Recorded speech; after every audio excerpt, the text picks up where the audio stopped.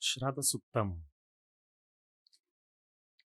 Om Shraddaya Agni Samidhyate Shraddaya Vindate Havihi Shraddam Bhagasya Murdani Vachasa Vedayamasi Priyagya Shradhe Dadataha Priyagya Shradhe Didasataha Priyam Bhojeshu Yajvasu Idam Mauditam Kridi Yata Deva Asureshu Shradam Ugreshu Chakrire Evam Bhojeshu Yajvasu Asmakam Uditam Kridi Shradam Deva Yajamana Vayogopa Upasate Shradam Ridaya Yakutya Shradaya Huyate Havihi Shradam Pratarhava Mahe Shradam Madhyam Dinam Pari Shradam Suryasya Nimruti Shrade Shradhapaye Hanaha Shraddha Devam Adivaste Shraddha Vishwamidam Jagate Shraddha Kamasya Mataram Havisha Vardaya Mahi Om Shanti Shanti Shanti Harihi Om. Hino védico sobre a fé. É um dos mais conhecidos e poderosos hinos védicos cantados há milhares de anos. Repeti-lo ou ouvi-lo traz vários benefícios espirituais. Tradução. Om. É através da qualidade da fé, Shraddha, que a Agni queima fortemente. É por causa da fé que as oblações são oferecidas. A fé é a coroa de toda a riqueza. Isso eu digo com certeza. Ó fé, tu concedes tua graça sobre aquele que doa. Tu satisfazes aqueles que desejam doar. Então, aqueles que doam, aqueles que alimentam e oferecem sacrifícios, recebem a tua graça. Ó fé, faça valer minhas palavras.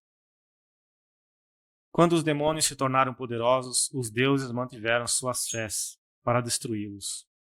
Ó fé, que minhas palavras sobre aqueles que doam e oferecem sacrifícios se tornem verdadeiras. Que a tua graça possa recair sobre todos eles.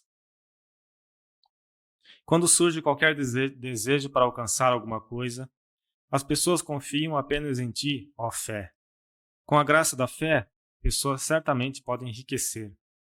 Nós invocamos a fé de manhã, de tarde e quando o sol se põe. É a fé que nos ajuda a fazer todas as coisas na vida. Ó fé, por favor, conceda-nos a fé que alcança o sucesso. Essa fé está no coração dos deuses. Ela é o poder que permeia todo o universo. A fé é a mãe de todos os desejos, e ela aumenta com o oferecimento das oblações. Om, paz, paz, paz.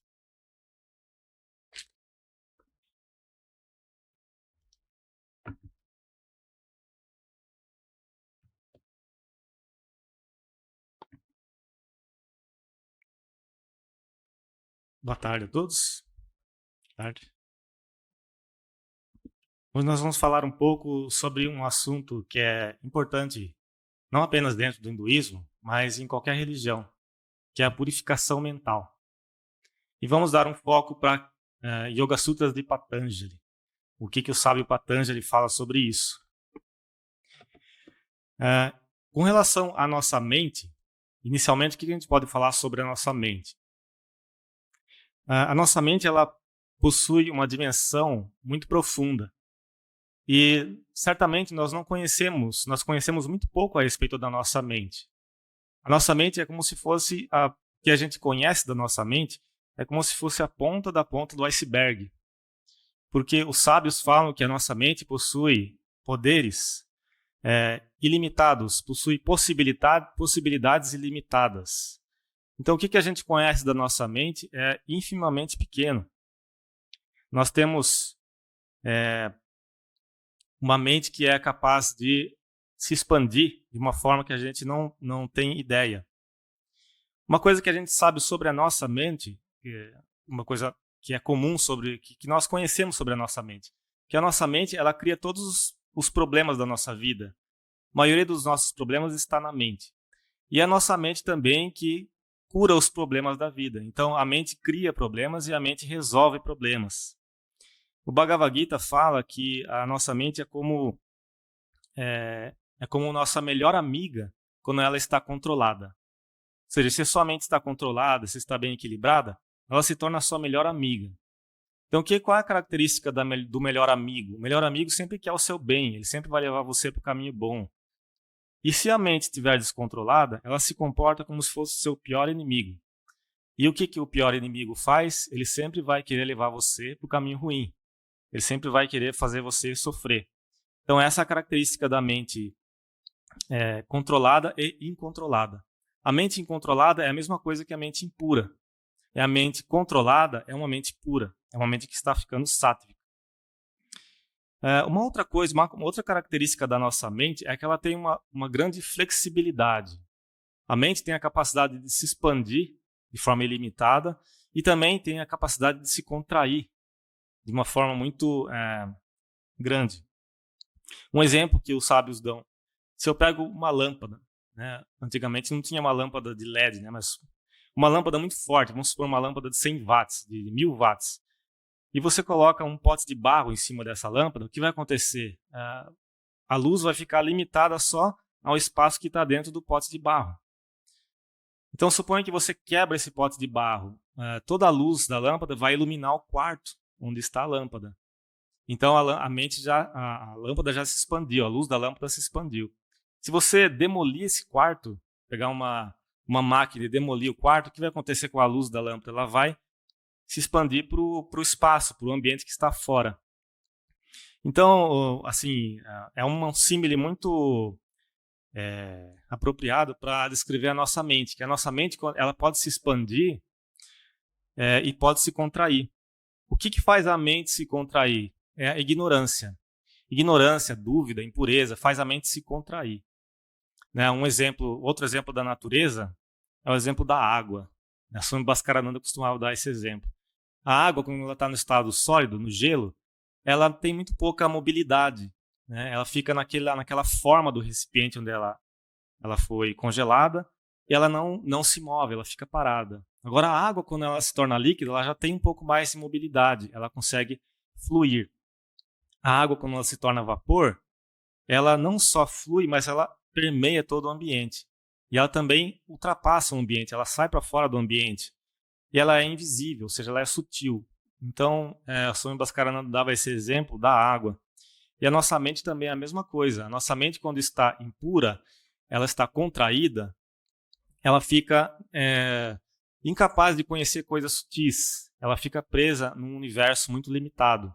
E a mente, quando se purifica, ela fica mais sutil. Ela é capaz de conhecer coisas que transcendem os sentidos. Ela é capaz de conhecer, por exemplo, o que está nas escrituras. Né? Uma mente pura, quando lê as escrituras, ela entende o que está escrito no texto. Uma mente impura, quando ela lê as escrituras, ela pode achar que aquilo é fantasia, que não quer dizer nada. Mas uma mente pura, lendo o mesmo texto, ela vai achar um profundo significado. Então, a diferença de uma mente pura e impura. Swami Shivananda, né, discípulo de Sri Ramakrishna, dizia que uma mente pura é como se fosse um fósforo seco. Quando o fósforo seco, qualquer coisa, riscar, ele já se acende, né, um fósforo seco. Então, uma mente pura, qualquer sugestão, por exemplo, que vem das escrituras, ou de um sábio, ou de alguma coisa que ele viu, pode fazer despertar a espiritualidade imediatamente. Né? Então, nós vemos exemplos disso nas escrituras, por exemplo, de pessoas que viviam uma vida normal, mas eram pessoas puras. E, de repente, alguma coisa que eles viram ou leram fez despertar a espiritualidade imediatamente. Tem um exemplo do irmão Lourenço da Ressurreição, né? Que ele viu, ele estava andando no meio do campo, e ele viu uma árvore com os galhos totalmente secos, né, e sem folhas. E ele ficou olhando para aquela árvore e surgiu na mente dele a seguinte ideia. Ele falou: nossa, Deus, que mistério é esse da criação de Deus? Que uma hora a árvore fica sem folha nenhuma e um poder vem e faz surgir em pouco tempo muitas flores, muita frutos na mesma árvore. E quando ele ficou pensando nisso, a consciência dele se elevou e ele teve uma experiência espiritual. E essa experiência espiritual acompanhou ele a vida toda. Porque ele era ele tinha uma mente pura, então ele teve essa experiência. Então a mente, ela pode se expandir e ela pode se contrair, dependendo se ela é pura ou impura. quando uma mente é dominada por forças construtivas, ela se torna uma mente balanceada, ela se torna uma mente calma. Quando ela é dominada por forças destrutivas, o resultado é tristeza, sofrimento e aprisionamento. Então a pessoa ela se torna presa na própria mente. Ela pode ir para qualquer lugar do mundo, mas ela não vai encontrar paz, porque a mente ela está num estado desbalanceado. A Santa Mãe dizia que tudo está na mente. A sua libertação está na sua mente e a sua prisão também está na sua mente.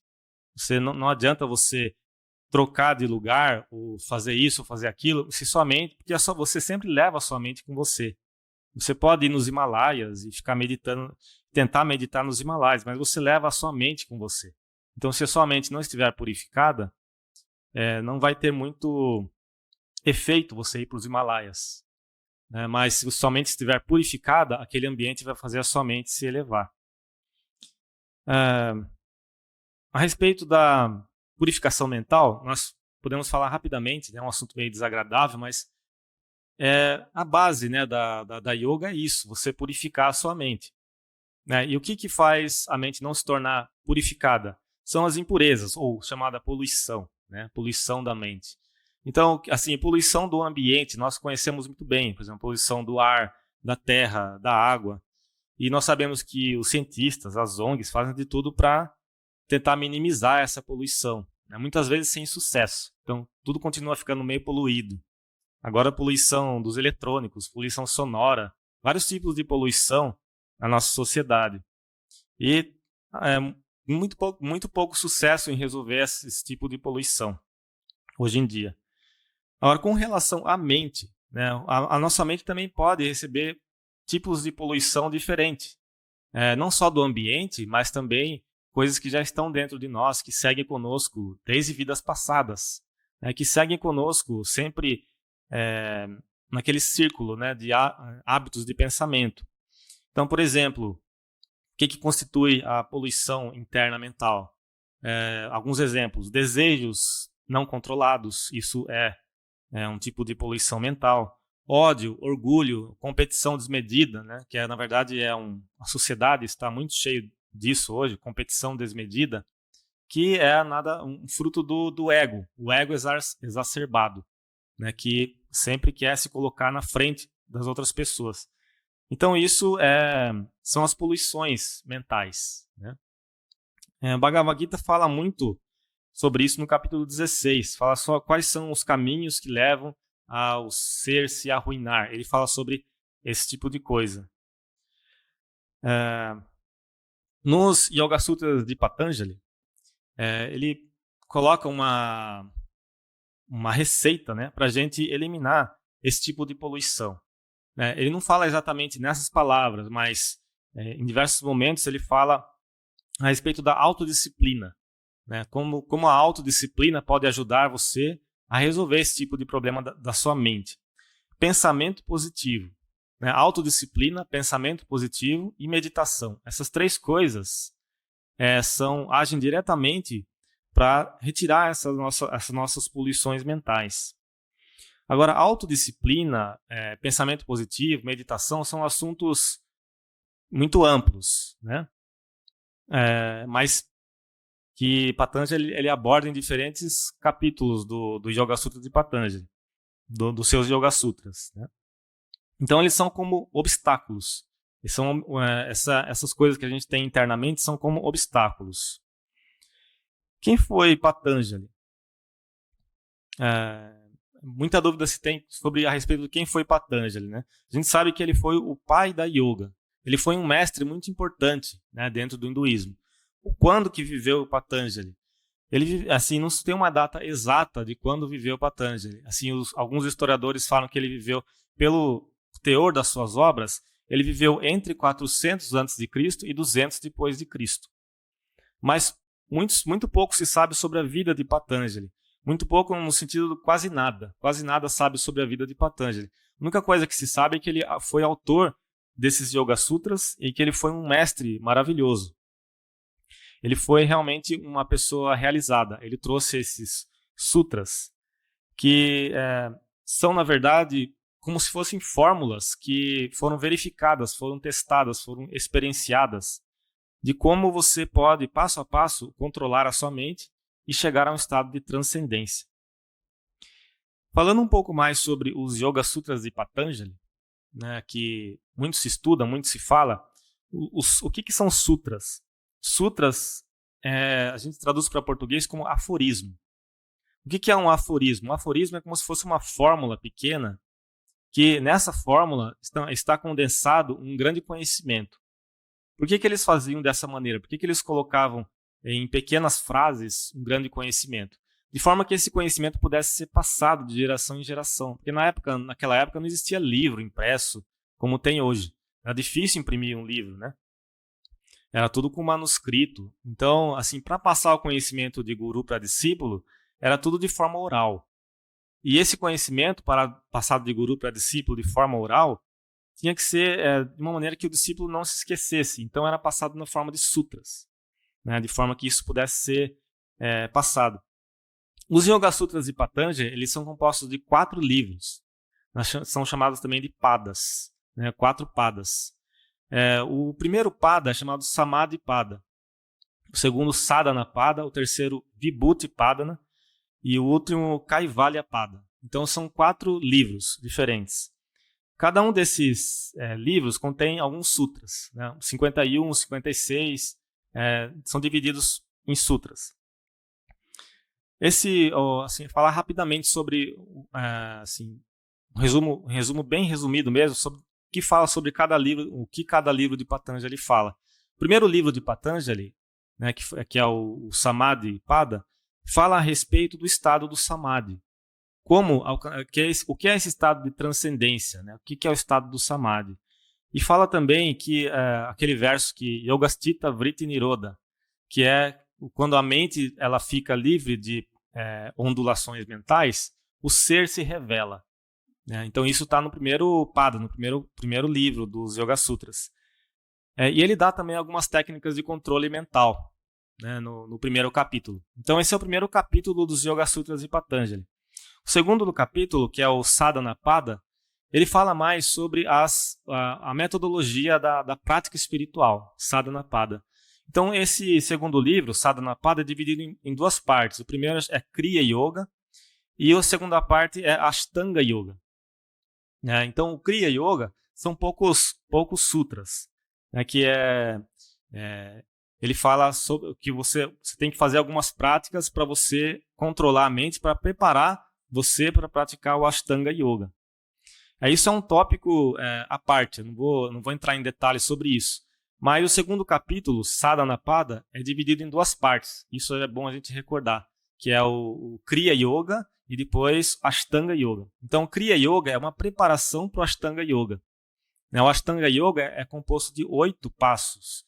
Ashta significa 8. Então, Ashtanga, 8 elementos ou 8 etapas ou 8 órgãos, né, que vão levar ao Samadhi. Esse é o segundo livro dos Yoga Sutras de Patanjali. O terceiro livro, chamado Vibhuti Pada. Esse terceiro livro fala sobre técnicas mais avançadas, né? Quando os últimos 3 passos, né, do Ashtanga Yoga Dharana, Dhyana e Samadhi. Quando eu junto Dharana, Dhyana e Samadhi e pratico isso, isso é um tipo de prática, mas é uma prática avançada, né? O que acontece quando eu faço esse tipo de prática, Dharana, Dhyana, Samadhi? Dependendo do foco da atenção que você coloca, dos diversos elementos da natureza, a pessoa alcança vibhutis. O que são vibhutis? São poderes sobrenaturais ou poderes supranaturais. Então, o que acontece? A pessoa ela tem controle sobre os chamados tattvas da natureza. O que acontece é que a pessoa alcança esses poderes sobrenaturais. Isso existe mesmo, são poderes sobrenaturais. Isso está descrito nesse terceiro livro, Vibhuti Pada. São diversos poderes que o yogi pode alcançar. Mas no final desse livro, Vibhuti Pada, Patanjali dá um alerta. Ele fala que esses poderes são obstáculos ao Samadhi. Ele mesmo coloca que esses poderes são obstáculos ao Samadhi. Então, aquele que quer alcançar o caminho da transcendência tem que deixar de lado também esses poderes, né, da Raja Yoga. Esse é o terceiro livro. E o último livro, que é o chamado Kaivalya-pada, que é o menor deles, tem 36 sutras, e ele fala sobre o estado de Kaivalya.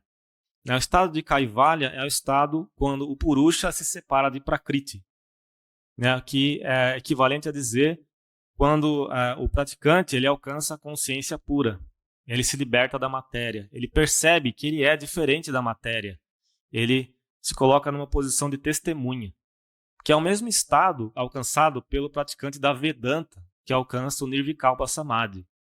Então, o mesmo estado que ele se liberta da natureza, ele percebe que ele é completamente separado da natureza. Então, isso é o Kaivalya-pada, o estado de Kaivalya, também chamado do estado de isolação, ou estado de moksha, é o estado de liberação. Então, Kaivalya-pada. Então, são 4 livros, que Patanjali deixou, que são muito profundos, esses livros.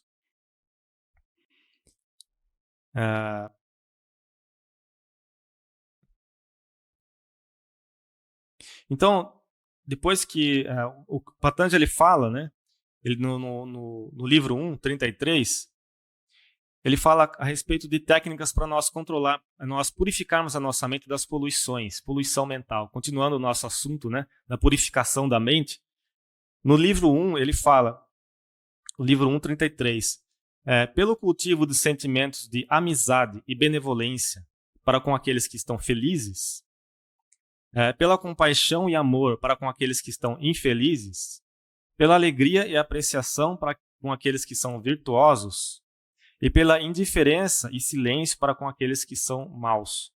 O yogi alcança calma e contentamento da mente. Então, esse é um verso que foi extensamente comentado também, do que Patanjali quis dizer aqui. Patanjali ele quis mostrar que a poluição mental, ou seja, aquilo que nos coloca como obstáculos para o controle da mente, tem que ser combatido da seguinte maneira, colocando os sentimentos exatamente opostos aos obstáculos. Tudo aquilo que é um obstáculo interno, nós temos que colocar sentimentos opostos. Então, explicando um pouco mais sobre isso, a natureza sempre está colocando sobre nós grande energia. Nós recebemos da natureza grande energia de diversas maneiras, energia do prana. O que acontece é que nós desperdiçamos essa energia de diversas maneiras também. Então, através de pensamentos, maus hábitos, nós dissipamos essa energia. Então, por isso a nossa mente fica inquieta e nós não conseguimos alcançar a calma necessária para evoluir no caminho da meditação. Então, Patanjali ele fala a respeito dos 4 inimigos, 4 inimigos que constituem essa impureza mental. Eu vou falar sobre eles não extensamente, porque é um pouco desagradável falar sobre esses inimigos, mas nós temos que encarar isso, porque o controle disso é como se fosse a base de um edifício. Se nós quisermos construir um edifício sobre a areia, o edifício vai cair. Em questão de meses ele vai cair. A mesma coisa, se nós quisermos levar uma vida espiritual, ou praticar meditação, ou praticar yoga, se nós não tivermos essa resolução de combater esses inimigos internos, nós vamos ficar sempre no mesmo estágio, nós nunca vamos evoluir. Sri Ramakrishna deu o exemplo dos barqueiros, que alguns barqueiros eles se embriagaram, eles tomaram muita bebida alcoólica e eles resolveram fazer um passeio de barco. Então eles foram até o barco que estava na beira do rio e estavam rindo e brincando e começaram a remar. E ficaram remando ali, brincando a noite toda e dormiram. E de manhã cedo, quando eles acordaram, eles se assustaram que eles estavam no mesmo lugar. Eles ficaram a noite toda remando, mas o barco ficou parado, porque o barco estava ancorado. O que acontece quando a gente começa a fazer prática espiritual, quer fazer prática espiritual, japa, meditação, mas a gente não quer combater os inimigos internos. Eles ficam sempre lá. Então, às vezes a pessoa fica 20 anos, 30 anos meditando, indo para o templo, assistindo palestra, e pergunta, por que será que eu não faço progresso? Porque ela não procurou combater, formar a fundação do edifício, que é combater esses inimigos internos. Então, às vezes, a nossa prática espiritual é muito mais, em vez de ficar falando sobre samadhi e coisas muito elevadas, é tentar primeiramente combater esses inimigos internos, fazer uma autoanálise, para pouco a pouco a gente ir evoluindo, né, na nossa prática da meditação. Porque se a gente não combater esses inimigos, a nossa mente nunca consegue se acalmar. Ela sempre fica num estado de rajas, num estado de tamas. E isso, quando você tenta meditar, você não consegue, porque existem muitas ondas perturbadoras na mente. Então, é uma experiência comum, até para monges, né? Quando você tenta meditar e fecha os olhos, surgem diversos tipos de pensamento, ondulações. Isso se deve a muitas impurezas, muitas coisas que a gente não consegue combater em nós. Então, muitas vezes não é o fato de você não estar praticando, você está praticando, mas essas coisas você não está conseguindo trabalhar em você e não está conseguindo fazer você progredir na meditação. Então, primeiro, eu vou falar rapidamente sobre isso.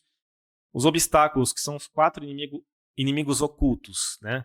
Então, ciúmes e inveja, rancor, né, que está ligado a várias outras coisas, hábito de ser crítico, ou seja, hipercrítico ou ver faltas nos outros, e raiva. Então, 4 inimigos internos que destroem a paz, destroem a tranquilidade. Falando rapidamente sobre eles. Primeiro, sobre ciúmes e inveja. Ciúmes e inveja surgem quando uma pessoa alcança sucesso, ou a pessoa está feliz, e a nossa mente, a mente da pessoa, ela tem a tendência a sentir ciúmes, sentir inveja de uma pessoa que está feliz, uma pessoa que tem sucesso. Existe um verso no hinduísmo que fala que, assim como o fogo ele consome até a mais nobre das madeiras, da mesma maneira, os ciúmes e a inveja consomem até os mais nobres dos sentimentos. Então, nós podemos ter sentimentos nobres dentro de nós, mas os ciúmes e a inveja consomem esses sentimentos, eles destroem esses sentimentos. Então, nós nunca conseguimos paz, contentamento, alegria por causa desse sentimento. Ele nos consome. E destrói a nossa felicidade também. Um verso de Vivekananda aqui que está separado sobre isso, né, nas obras completas de Vivekananda, no livro Raja Yoga. Ele fala: se você projetar raiva e ciúmes, eles voltarão para você de forma redobrada. Nenhum poder será capaz de impedir isso. Uma vez que você colocou isso em movimento, você vai ter que aguentar os resultados. Lembrar-se disso vai prevenir você de cometer esses pensamentos e ações. Então, nós temos que colocar isso em mente, que quando você coloca isso em movimento, isso vai voltar para você. E o resultado é sofrimento. Né? Como você tomar veneno. Né? Então, você tem que colocar isso em mente antes de você colocar esse tipo de sentimento no mundo. Né? Porque isso é um sofrimento para você mesmo. De que maneira Patanjali fala para combater o sentimento negativo, né, de ciúmes e inveja? Ele fala nós cultivarmos o sentimento oposto, amizade e amor. Se você tentar cultivar amizade e amor com o próximo, é a única maneira de você vencer esse sentimento, né, de ciúmes e inveja. Então, em vez de sentir ciúmes e inveja, cultive amizade e amor. Tá? Exatamente o oposto a isso. O segundo que eu mencionei é a respeito do rancor. Rancor está ligado à inimizade, está ligado à vingança também, está ligado à dificuldade de perdoar. O rancor, às vezes, ele segue por muitos anos, 20 anos, 30 anos. Às vezes a pessoa já se mudou para outro país, nem está mais perto de você, mas você segue ainda tendo aquele sentimento por aquela pessoa. E isso consome você não consegue, você sempre está pensando nisso. Então, o rancor é um grande mal, né, que nós temos que combater. Destrói a nossa paz. Então, Patanjali ele dá também um remédio para isso. Ele fala, quando você sente rancor e esse sentimento de vingança e dificuldade de perdão, cultive a compaixão. Né? Cultive compaixão e perdão. Então, esses dois sentimentos, compaixão e perdão, são sentimentos divinos. Né? Quanto mais você cultiva isso, mais você cultiva sentimentos divinos também, compaixão e perdão. Não importa o que a pessoa faça de mal para você, Não cultive rancor, né? Porque o rancor ele elimina qualquer possibilidade de yoga, né? Você fica sempre naquele mesmo nível de pensamento. Sri Ramakrishna, ele contou uma parábola, agora não lembro se foi Sri Ramakrishna ou Vivekananda, mas a parábola do escorpião, com relação à questão do perdão, né? Como o perdão está relacionado ao estado da nossa mente. Dependendo do estado da nossa mente, nós temos uma facilidade de perdoar ou não.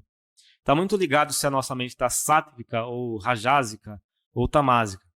Então essa historinha do escorpião é assim, que existia um escorpião que estava num rio, estava se afogando.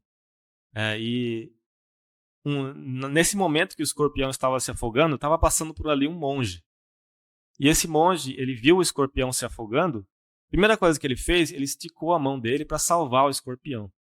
E quando ele tirou o escorpião da água e foi colocar na terra, ele levou uma picada do escorpião. E ele pulou assim e sentiu muita dor.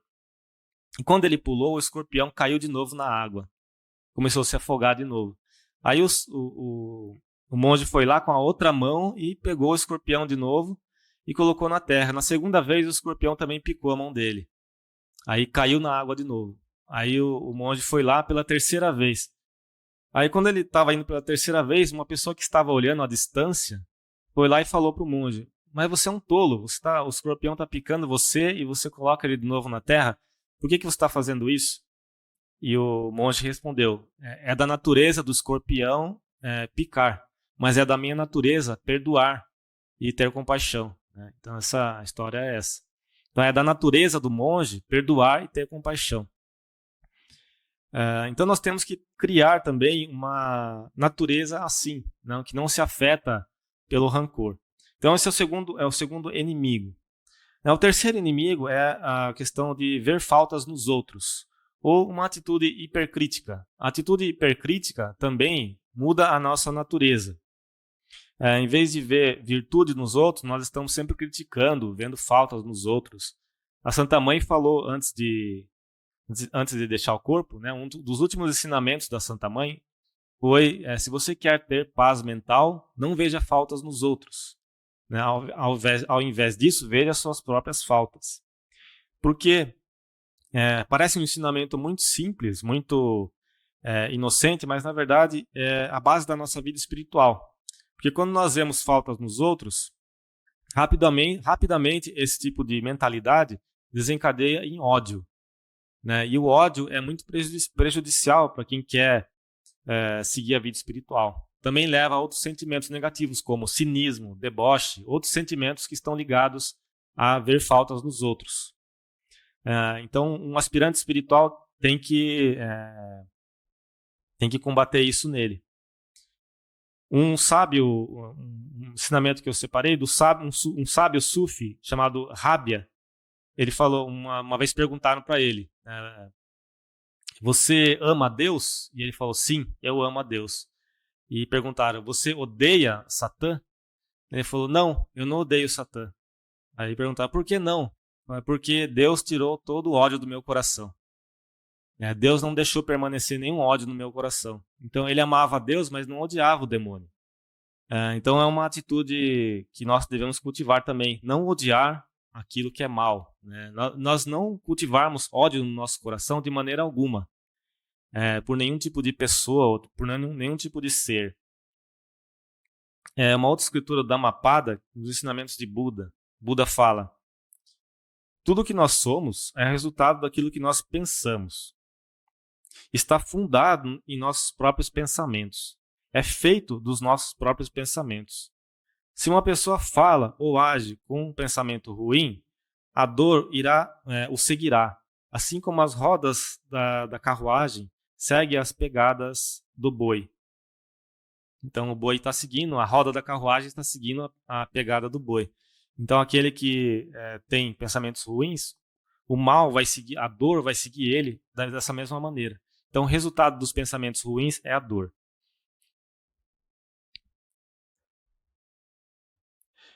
Então, assim, uma vez que a gente conseguiu trabalhar essa questão do nosso comportamento, né, nós conseguimos passar desse estado rajásico e tamásico para um estado sátvico, que são as práticas dos yamas e niyamas também, ahimsa, satya, que faz a nossa mente se purificar, alcançar um estado mais sáttvico. Patanjali, o que ele fala depois dos yamas e niyamas? Depois que a pessoa conseguiu essa purificação, Patanjali ele fala para nós mergulharmos fundo na nossa própria mente. Então, o segundo passo na yoga é mergulharmos fundo na nossa própria mente, ou tentar praticar a meditação. Aí vem toda a prática da meditação, todas as técnicas da meditação. No livro 1, verso 36, Patanjali diz: pela meditação na luz refulgente do Atman, que está além de todo sofrimento, a mente se torna firme e iluminada. Então, assim, ele fala, como é que você vai tornar a mente firme e iluminada? Pela meditação do Atman refulgente que está dentro de você. Esses Yoga Sutras de Patanjali, muitas vezes eles são crípticos, eles são difíceis de você entender assim à primeira vista. Por isso que surgiram diversos comentaristas, né, os Yoga Sutras de Patanjali. E é muito importante a gente ler esses comentários também, para a gente entender melhor os sutras. Ler apenas os sutras é um pouco difícil para você entender sozinho o que ele quis dizer. É muito mais fácil você ler os sutras e ler um comentário de um sábio que fez comentários sobre esses sutras. Então tem diversos comentários sobre os sutras de Patanjali. 3 principais que eu separei, que o principal é o comentário de Vyasa. É um comentário muito antigo dos Yoga Sutras de Patanjali, que é o Yoga Bhashya. Então o Yoga Bhashya é o comentário dos Yoga Sutras de Patanjali. O outro sábio que comentou os Yoga Sutras é o Vachaspati Mishra. Ele também fez comentários sobre Yoga Sutras. Mais recentemente, tem um sábio chamado Hariharananda Aranya, que tem um livro muito bom dos Yoga Sutras de Patanjali, que é mais voltado para os ocidentais. Então é um livro que, apesar de ser meio técnico, é um livro que tem muitos elementos para o estudo dos Yoga Sutras de Patanjali. Ele dá diversos exemplos, e ele explica, ele disseca cada um dos sutras de forma que a gente entenda melhor o que o Patanjali quis dizer. Então, sobre esse sutra, né, que eu acabei de mencionar aqui, pela meditação na luz refulgente do Atman, que está além de todo sofrimento, a mente se torna firme e iluminada. Então, essa luz, essa meditação na luz refulgente do Atman, como é feita esse tipo de meditação? De que maneira nós temos que fazer esse tipo de meditação? Isso que é ensinado, isso que os comentaristas ensinam. Né? Como você meditar na luz do Atman? Como você levar sua mente para dentro? Né? Tem toda a técnica, né, que você tem que fazer pratyahara, você tem que retirar sua mente do mundo. Mas uma vez que você consegue retirar sua mente dos objetos sensoriais, e você vai praticar a meditação interna, você tem que focar no quê? Né? Então, esses comentaristas dão exemplos de o que você tem que focar, o que você tem que meditar. Por isso que é importante a gente ler. Swami Vivekananda também deu vários exemplos de meditação. Uma vez que você recolhe a sua mente, você vai meditar na luz do Atman. Mas de que maneira? E aonde? Né? E como?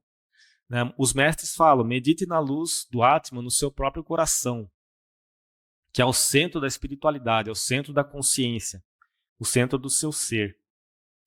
Então o Vachaspati Mishra, ele fez um comentário sobre esse sutra que eu mencionei, né, da meditação do Atman.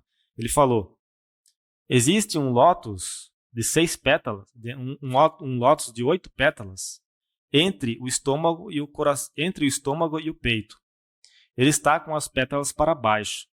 Levante a cabeça desse lótus pelo pranayama de exalação. Aí ele explica o que é o pranayama de exalação, mas o que ele quer dizer aqui é que nós temos que praticar a meditação nessa região, na região do coração, que é uma região que está entre o umbigo e o coração. Não é exatamente onde está o coração físico, é uma região que está entre o umbigo e o coração. E ele dá dicas de como você meditar, né, nessa região. Imagine que existe ali um lótus de 8 pétalas. Né? Por que são 8? Essas 8 pétalas simbolizam os 8 poderes ocultos. Os 8 vibhutis, né? Que são os 8 principais poderes ocultos. Então medite nesse lótus de 8 pétalas no coração. Isso é uma meditação da Raja Yoga. As meditações da Bhakti Yoga são diferentes. Você vai visualizar uma forma antropomórfica.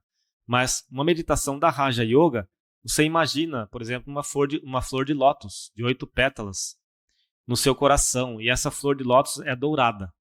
Ela é dourada. Os tantras falam, né, que o Anahata, que é o chakra do coração, ele tem 12 pétalas. Então por que Vachaspati Mishra fala de 8 pétalas?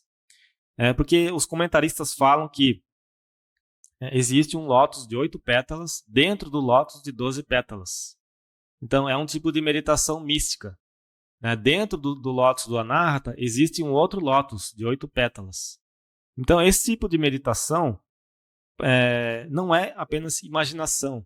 Elas são meditações que levam a pessoa a ter intuição, levam a pessoa a ter inspiração. Não são apenas imaginações que surgiram ao acaso. Então, as próprias pétalas do lótus são descritas nos tantras. O que são essas pétalas? Por que tem um número tal de pétalas? Qual é a cor do lótus? Então, é esse tipo de meditação. Dentro do corpo humano, no nível sutil, existem alguns canais de energia: Ida, Pingala e Sushumna. Então, esses canais de energia que fazem o movimento do prana dentro de nós. Para um yogi, ele tenta despertar o canal do Sushumna, fazer com que essa energia espiritual flua através do canal do Sushumna. Então, essa é a base da Raja Yoga. A Raja Yoga é fazer você ter o despertar espiritual através da abertura do Sushumna, que é o que as pessoas chamam do despertar da Kundalini. Você fazer essa energia espiritual passar através do Sushumna. Para isso, você tem que passar por aquele processo de purificação. Se você não passar pelo processo de purificação, é melhor você não... o que Patanjali ele aconselha você não tentar esse tipo de técnica se você não passou pelo processo de purificação. Tudo é psicologicamente explicado. Por que um passo vem depois do outro e por que não se deve praticar uma coisa antes da outra. Muitas pessoas falam de praticar pranayama, muito pranayama. E o pranayama realmente ele traz um despertar da consciência, se for praticado com um mestre. Mas por que Patanjali coloca passos antes do pranayama? Yamas, niyamas, asana. Porque é extremamente importante, antes desse tipo de prática, você estar fundamentado nas práticas anteriores, de yamas e niyamas.